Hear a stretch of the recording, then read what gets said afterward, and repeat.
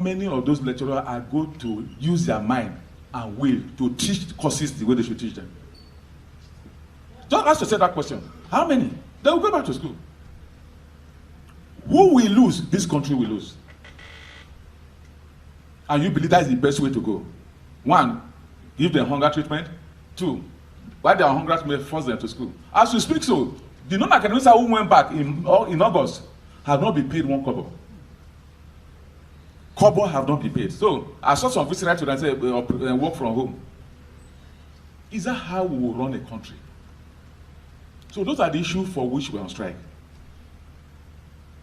And we are requesting that we elected these people, put pressure on them to come back to the table and resolve this problem like Jonathan did. Jonathan decided to resolve it in one night. And when we now met with Jonathan, he saw the truth. People go to tell him lies, whisper to him, those good. But when we met with him that 14 hours, he saw for the first time, he saw the truth.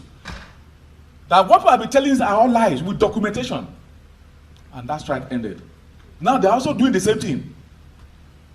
I'll be told, and I just got this court summon yesterday, that NAS also have joined the Ministry of Labour to sue us.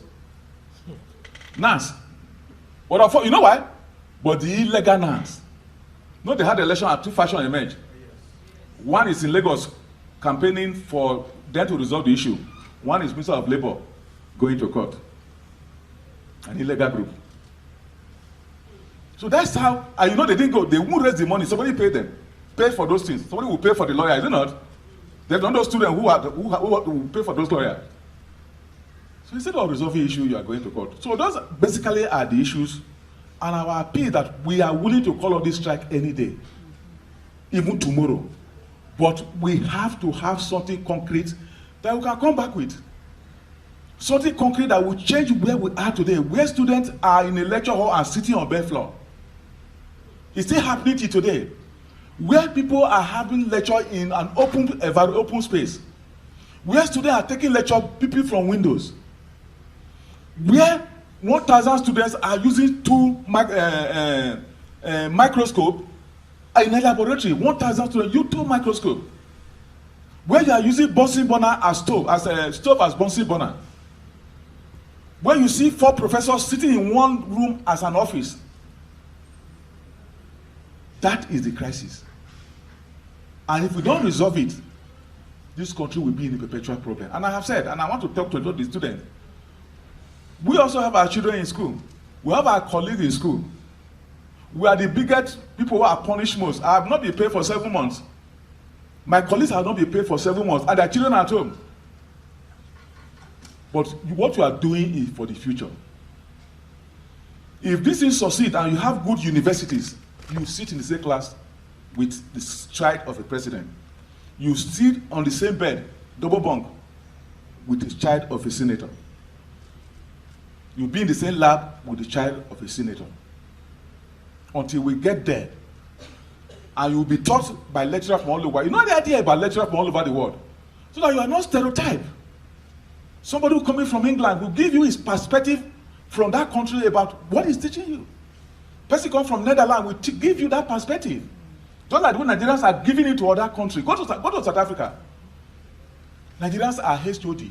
In one of the countries, Nigeria is a professor, is a vice chancellor in the university, even in England, in Nigerian. But in Nigeria, what we have got it to today is that no Yoruba man can be a vice chancellor in the north.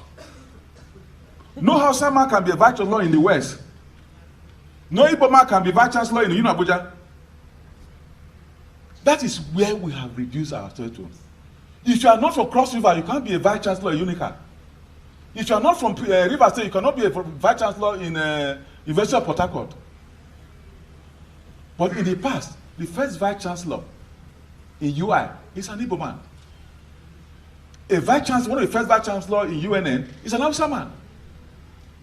But we have eroded all those ones because the politicians are interfering, the bureaucrats are interfering in the system of the university. Or to allow the university to run well, to work competitively, just like every other country in the world, will be chasing shadow. As I do, Nigerian University is ranked among the first 1,000 in the world. That is the crisis, and that's why we're on strike. So all of us should appeal with those in power to intercede and ensure that this issue are resolved as quickly as possible. Thank you very much.